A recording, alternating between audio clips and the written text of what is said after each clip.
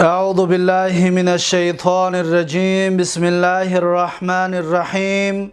الحمد لله، الصلاة والسلام على رسول الله وعلى آله وأصحابه، ثم أما بعد. السلام علیکم و رحمت الله و برکاته. برادران و خواهران و بینندگان و شنوندگان محترم، الحمدلله که ما و شما از کتاب بناء الاطفال مختصر بناء الافعال، از این کتاب صرفی، از این کتابچه 22 باب صرفی، ما و شما 11 باب را گرفتیم و حالا باشد باب 12 را به سمع شما خواهیم رسانید. صاحب کتاب در صحیفه 10 چنین می‌فرماید، هر کسی که این کتاب را دارد در صحیفه 10 میگوید که الباب الثانی عشره، یعنی که باب 12. پس اینجا بنده این را نوشته کردم که الباب الثانی عشره، باب 12 از 22 باب صرفی. لیکن این باب 12 این از بابهای ثلاثی مزید هستند، زیرا که ما و شما گفتیم که 22 باب صرفی به 4 قسم تقسیم می شود. 6 باب اولش بابهای ثلاثی مجرد هستند و بعد از باب 7 ثلاثی مزید شروع می شود و حالا این باب 12 باب 6 ثلاثی مزید است. باب 6 از بابهای ثلاثی مزید. مختصرا بابها را یک بار به یاد میاریم که باب 1 نصر ینصره است، ثلاثی مجرد. باب 2 ضرب یضرب است، ثلاثی مجرد. و باب 3 فتح یفتح است، ثلاثی مجرد. و باب 4 علم یعلم است، ثلاثی مجرد.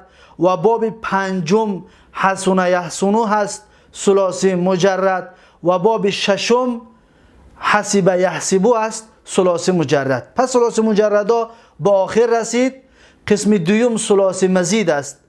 باب 7 یا باب 1 از ثلاثی مزید باب افعال هست، افعل یفعل افعالا، اکرم یکرم اکراما. و باب 2 ثلاثی مزید یا باب 8 از 22 باب صرفی باب تفعیل هست، باب فرح یفرح تفریحا. و باب 3 ثلاثی مزید و باب 9 از 22 باب صرفی این باب مفاعله هست، قاتل یقاتل مقاتلتا قتالا و قیتالا.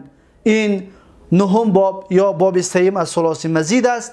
و باب 4 ثلاثی مزید یا باب 10 از 22 باب صرفی این باب انفعال هست، باب انفعل ینفعل انفعالا، انکسر ینکسر انکسارا. و باب 11 درس گذشته ما و شما گرفتیم، اون باب اجتماع هست، باب افتعالش میگویند اجتمع یجتمع اجتماعا. پس این باب 5 از باب ثلاثی مزید هست و حالا باشد این باب 6 از بابهای ثلاثی مزید است که را میگن باب افعلال. افعلال بعد عین حرف یا ندارد، زیرا که یک باب دیگری داریم که به مثل همین است، فقط در مصدرش بعد عین حرف یا هست که اون باب 18 است، او را انشاءالله خواهیم گرفت. این باب 12 باب افعلال. باب چی است؟ افعلال. خب میبینیم صاحب کتاب درباره باب 12 برای ما و شما چی میگوید؟ میگوید که وزنه، یعنی ترازوی باب 12 یا باب 6 از ثلاثی مزید، افعل یفعل افعلالا. حرف لام را دقت بدید که شده دارد، یعنی که اینجا گویا 2 تا لام هست، افعل یفعل افعلالا. اینجا اکنون دیگر شده نیست. پس این ترازو هست. موزونه، اما هموزن این ترازو، هموزنش یعنی کلمه که مثال برای باب 12 باشد، احمر یحمر احمرارا. دقت بدید، احمر 2 تره است، یحمر 2 تره است، احمرارا اینجا در اکنون ریا شده شد که اینجا دیگر شده نیست. خب این بود وزن و این بود موزون، ترازو و آن چیزی که در ترازو کشیدیمش. اکنون صاحب کتاب چی میگوید؟ میگوید که علامته، نشانه باب 12 یا باب 6 ثلاثی مزید نشانه اش چی است؟ میگه نشانه اش همین است که ان یکون ماضیه علی 5 احرفین. میگه اگر که ماضیش اهمیت بتید شما، میگه 5 تا حرف دارد. اون 5 تا حرف کدام است؟ بیایید یکمش این حرف چی است؟ حرف الف است، حرف الف همزه. و دویم حرف یکی از این لام ها، اینجا 2 تا لام است. یا لامش زیاتی است، حرف زایده است، یا لامش حرف اصلی است. پس در اینجا همچنین این الف حرف چی است؟ زایده است. و اینجا 2 تا ریکی هست، یک ریش حرف زایده است.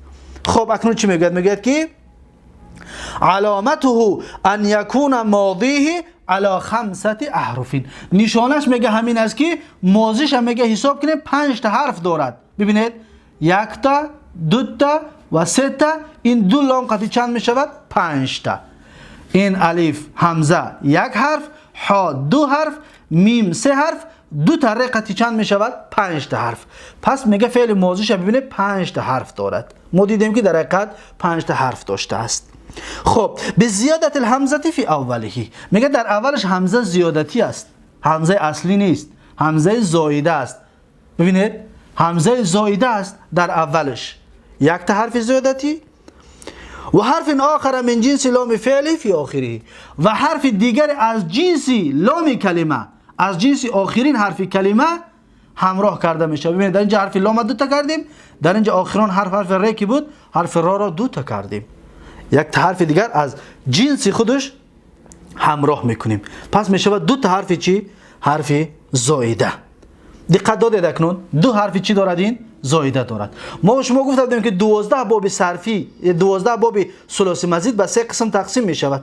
3 باب اولش 1 حرفی زیادتی داشت، 5 باب بعد گفتیم 2 حرفی زیادتی دارد. پس این همون 5 تگه است که 2 حرف زیادتی دارد. این 1 تا و 1 لامش زیادتی است. این 1 تا حرف زیادتی و 1 را حرف زیادتی است. بعد 2 تا حرف زیادتی دارد و 3 تا حرفش حرف چی است؟ اصلی است. بیاید اکنون به اصل این برمیگردیم که این چی بود اصلش. این اصلش ببینید چطور بود؟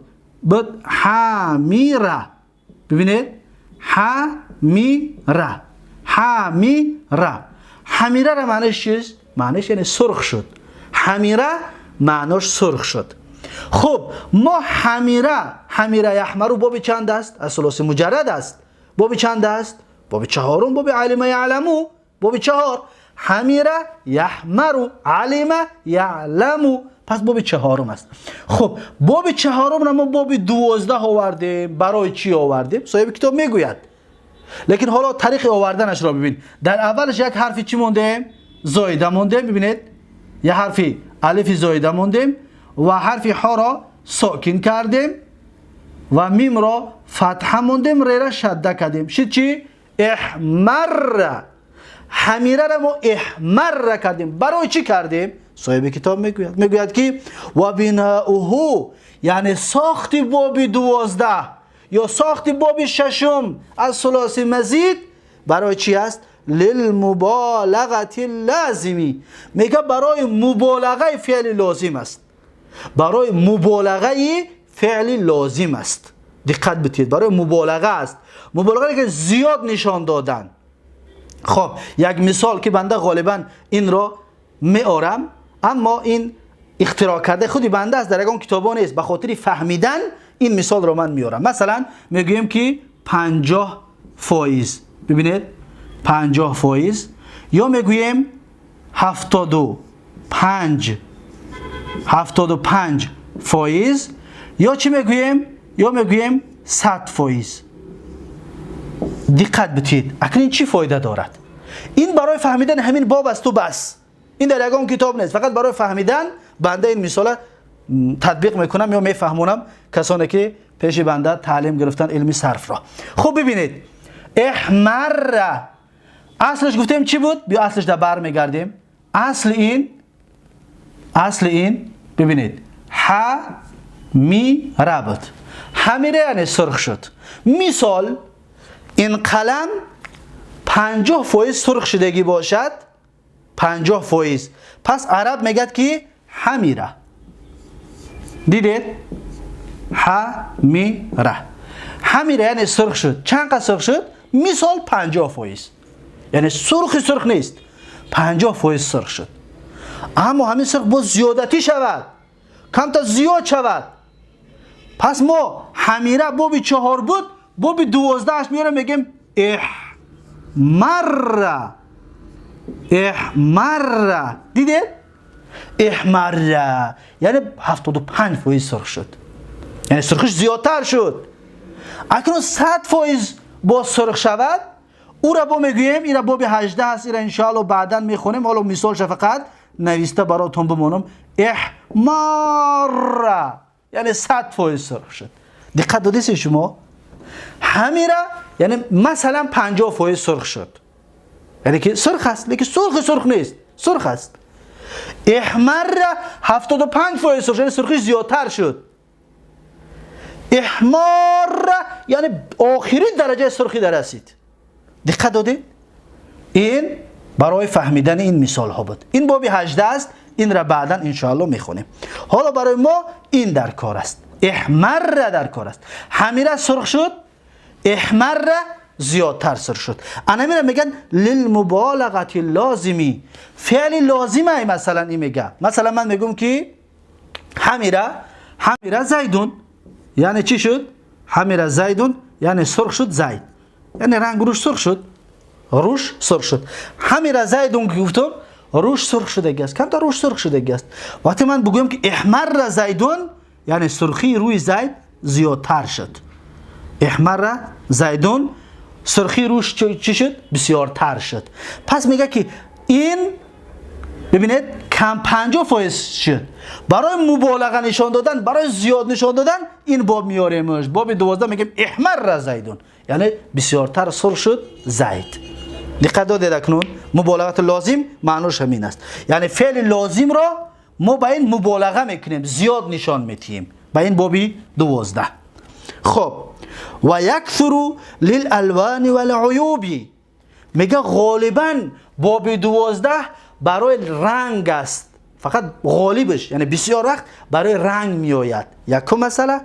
دوم مسئله برای عیب میآید، برای یکم کمبودی در جسم انسان، برای عیب، یکم چیز کمبودی، نقصان، برای این میگه میآید. خب برای اینها مثالش آوردگی هستیم. بیایید یک جا این مثال را میبینیم. خب اول اینجا را کشاده کنیم به خاطر نوشتن این مثال. دقت بتید میگوید که احمر زیدون، احمر زیدون. دقت بتید میگد که احمر زیدون، احمر زیدون یعنی سرخ شد زید، یعنی سرخی بین است. بگیم 75% مثلا. احمر این برای رنگ است. این برای چی بود؟ لون. لون معنیش چی است؟ رنگ. با برای عیب یعنی که کمبودی، یگان نقصان، عیب. برای عیب چی میگن؟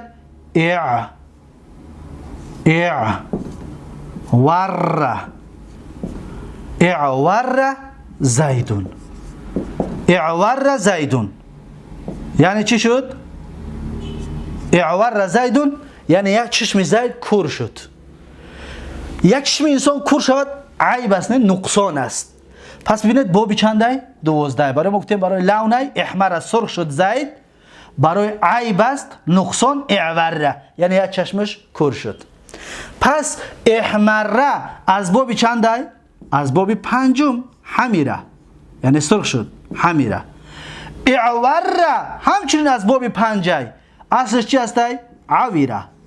عویره معنیش چی است؟ سرخ شد. عویره، معذرت میخوام، عویره معنیش یک چشمش کور شد، یک چشمش کور شد. پس یک چشمش یک کم تا کور شد.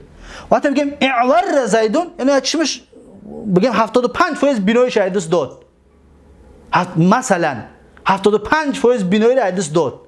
اما اگر بگیم اعور زیدون پس گذشت چشمش دیگر نمیبیند.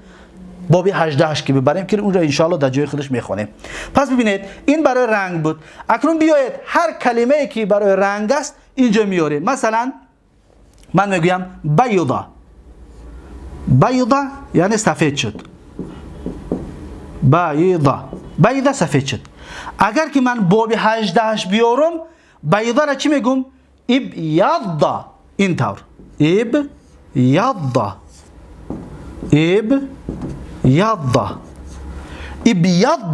ابیضا یعنی 75% سفید شد. ابیضا 75%. عویره یک مثال دیگر مثلا میارم. مثلا عمیشه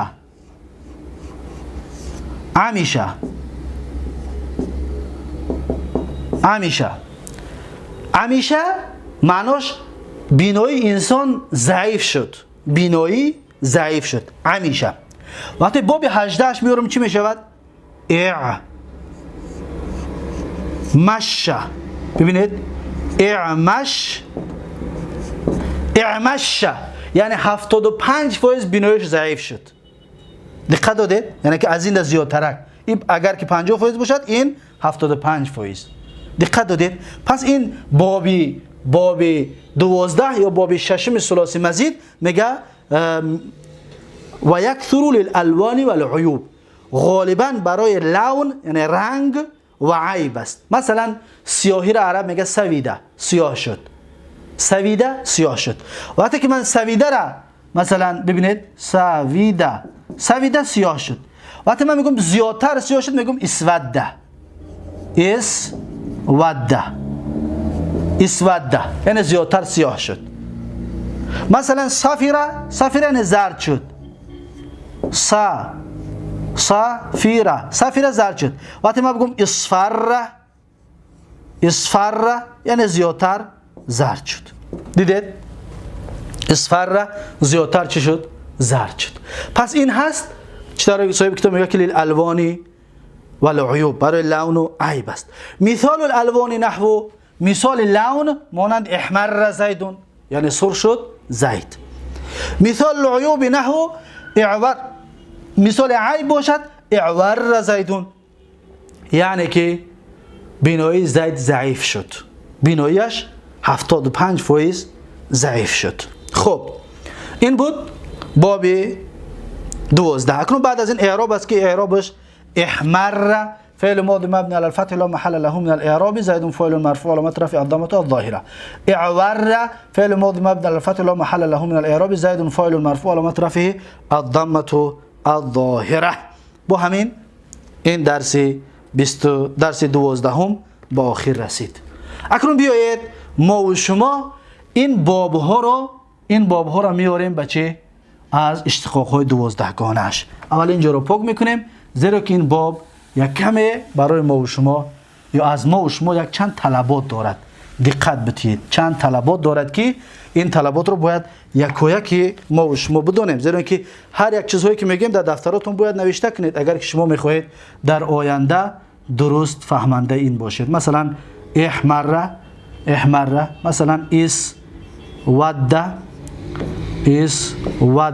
این کلمه ها رو نوشته میمونیم برای حالا کار کردن. اسود اصفر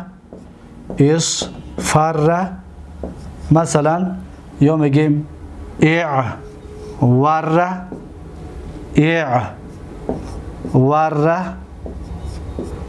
این با دو تا برای رنگ بود، اینش برای چی است؟ برای عیب.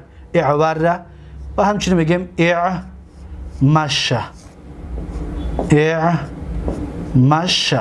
خب اعمشه اینها مثال های هست که حالا اینها را کار میکنیم. خوب ببینید اولا قسم های 12 گانه را بیایید یک بار میگیریم. چطور میآید؟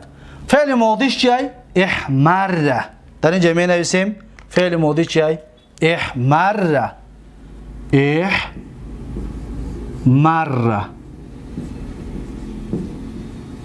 دقت بدید این مسئله بسیار مسئله مهم است. احمر. اکنون یک کس ما را بگه که احمر را 14 صیغه ش بگو. چی طور میگوییم؟ دقت بدید بسیار مسئله مهم است. احمر را 14 صیغش به این طریق می شود. احمر، احمر، احمر، احمرت احمرتا. تا اینجا یگان کار نمیکنیم. ر شده دارد. 5 تاشا گفتیم نه. اکنون از جمع غایبات مؤنث شروع می شود که ادغام میکشویم. چی میگیم؟ میگیم که دقت بتید. ما ببینید ما ادغام کشیدیم. اینجا ادغام بود نه؟ دو تا ر بود گفتیم. اینجا گفتیم دو تا ر ای. اکنون در جمع مؤنث غایبات ششم صیغه دا میایم میکشویم. چی میگیم بعد؟ احمررنا. دیدید؟ احمررنا یعنی سرخ شدن ویها زنها. دیدید؟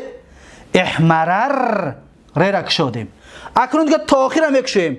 احمررتا احمررتا احمررتما احمررتم احمررتی احمررتما احمررتن احمررتو احمررنا.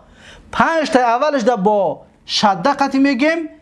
ای ششم شده را میکشیم دیگه تا آخر کشیده میرویم. دقت دادید؟ این نازکی را اهمیت بدید.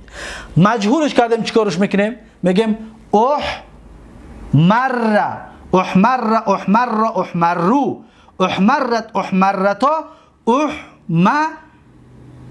احما ریرنا. ما قبل آخر چیکار میکنیم؟ کسر. احمریرنا احمریرنا این چی است؟ مجهولش است. دیگه تا آخر میریم. احمریرتا احمریرتما احمریرتم احمریرتی احمریرتما احمریرتن احمریرتو احمریرنا. تا آخر دیگر همین طور با کسره ریقتی رفتن میگیریم. دقت دادید؟ اینا در دفتراتون بنویسید. خب این در فعل ماضی بود. این نازکی در فعل ماضی. در فعل ماضی این را میبندیم. حالا خلاص شد. بیایید اکنون این را بگیم چیکار میکنیم؟ اسود اسود اسودو اسودت اسودتا اسوددنا. دیدید؟ اسودد چیکارش کردیم؟ کشیدیمش نه؟ اسوددنا اسوددنا. دیدید؟ اعوره را چی میگیم؟ ششم صیغه اش ده. اعوررنا. دیدید؟ اعوررنا یعنی که بینای شما زنها بینای ویها زنها ضعیف شد. اعمش را چی میگیم؟ اعمششنا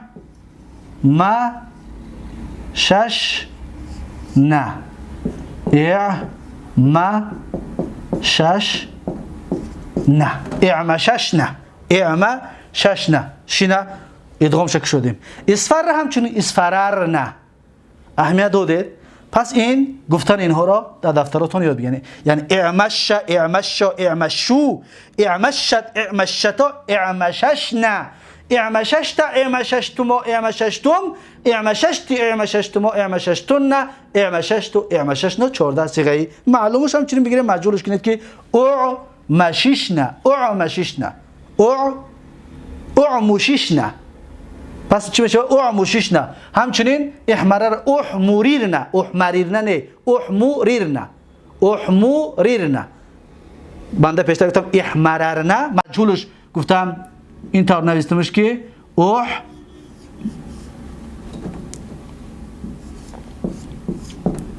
پیشتر گفتم که احمریرنا مجهولش است اما این غلط است. این چی میشه مجهولش؟ احمریرنا احمریرنا مجهول احمریرنا نه احمریرنا.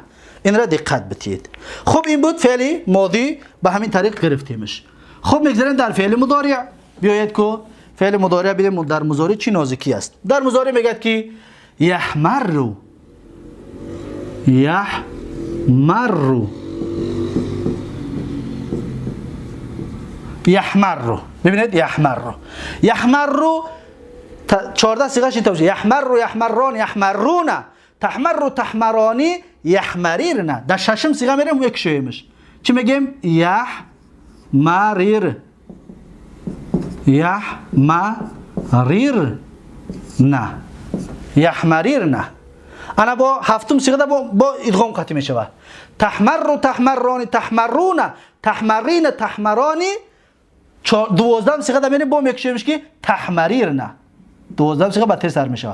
تحمریرنا، احمر نحمر. یعنی در فعل ماضی 5 تاش در نمیکشویم و باقی مونده یعنی 9 جدا میکشویم، 5 تا نمیکشویم. در فعل مضارع فک ادغام در چند جا است؟ در 2 جا. در ششم غایبات مؤنث، ششم صیغه، و در 12 صیغه مؤنث مخاطبات، در پیش زنهایی که در پیشت باشد، چطوری که شما دیدید. پس انا همین طور این را میکشید. پس باقی موندهش همین طور است. یسود یسودان یسودون، تسود تسودان یسودیدن یسودیدن، تسود تسودان تسودون تسودین تسودان تسودیدن، اسودون اسودو. یا که اعور را میگیم یعور یعوران یعورون، تعور تعوران یعوریرن، تعور تعوران تعورون تعورین تعوران تعوریرن، اعور اعور. یعنی که در 2 جا در فعل مضارع فک ادغام میکنیم. در فعل ماضی در چند جا بود؟ 14. در 9 جا. خب اسم فاعلش چی میشود؟ اسم فاعلش میشود که دقت بدید محمرون، محمرون.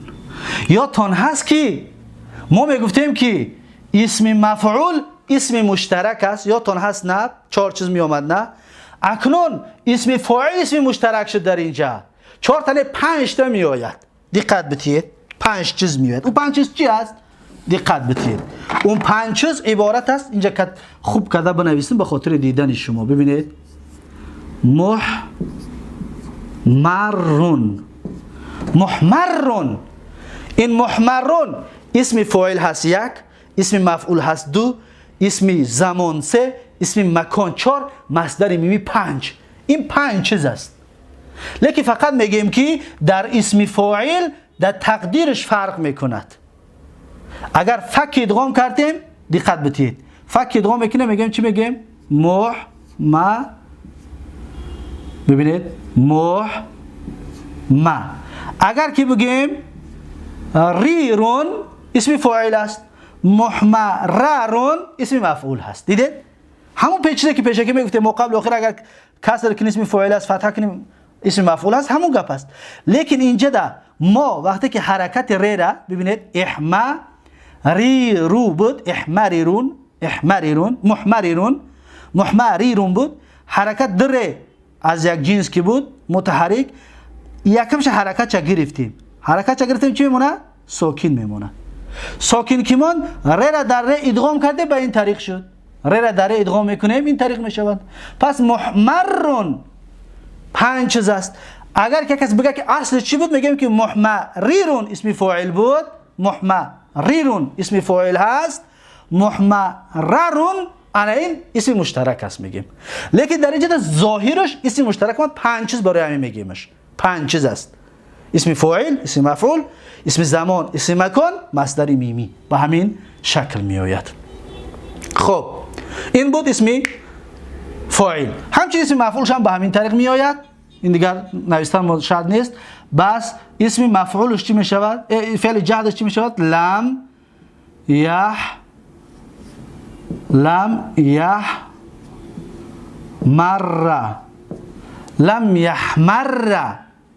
یحمر آخرش فتحه می شود. در چند وجه جایز کسی را بعدا می خونیم.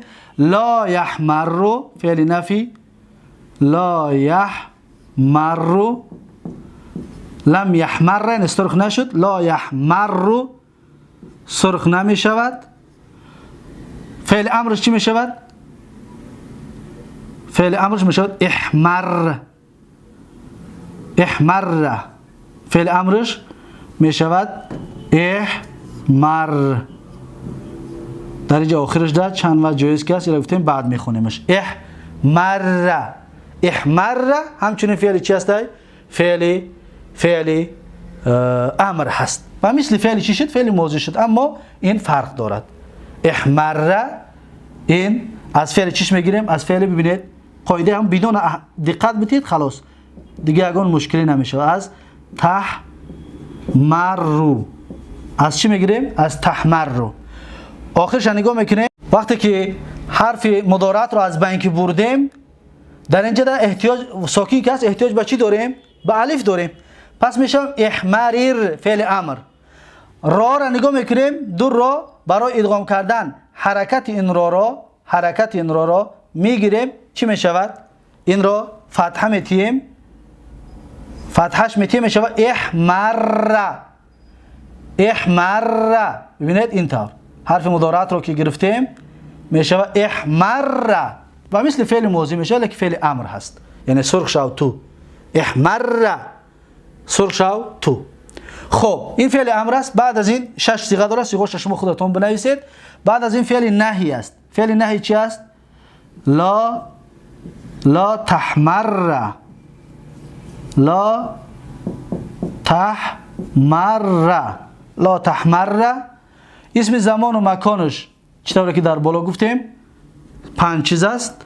اسم آلت از این باب نیست، اسم تفضیل همچنین از این باب نیست. دقت دادید؟ پس به همین طریق باب 12 یا باب 6 از ثلاثی مزید کار کرده می شود و همین طور گرفته می شود. پس این هست درس امروزه ما و شما. پس در اینجا در چر آخر را ما فتحه کردیم و در اینجا چند و جایزه است. اینها را که انشاءالله در کتاب بعدی احمری گفتنم همچنین جایز است. با کسره کردن حرف ر در فعل امر، اینها را انشاءالله بعداً در کتاب‌های بعدی خواهیم خواند چرا این چیزها جایز است و با چه علت، با چه سببی، با کدام قاعده ای. خب این بود درس 12 ما و شما از 22 باب صرفی یا درس باب‌های ششم، باب ششم از ثلاثی مزید. با همین درس امروزه را به پایان میرسانم. تا درس آینده یک و یک شما رو به الله تبارک و تعالی میسپارم. هر کجایی که باشید سلامت و موفق باشید. بارک الله فیکم و جزاکم الله خیرا و السلام علیکم و رحمت الله و برکاته.